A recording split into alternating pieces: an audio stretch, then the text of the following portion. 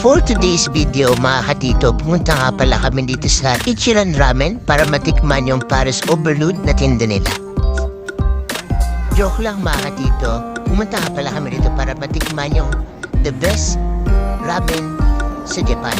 Located nga pala yung Ichiran Ramen Hamamatsu Branch dito sa 1056-1 sa Sagasecho, Higashikuo, Hamamatsu. Pagpasok nyo nga pala dito sa loob ng Ichiran Ramen ay bubungad na sa inyo yung kanilang monitor kung saan kayo magpipindot ng mga order. At kapag tatapos nga kayo magpipindot ng mga order, pipindutin nyo lang ulit yung pulang button para tapusin yung inyong order. Unang binigay na nga yung nilagang salted egg. At habang inihintay nga namin yung aming order, shoutout nga pala sa nakasama naming mabait na hapon na si Tokumaso Susan at ang kanyang pamilya.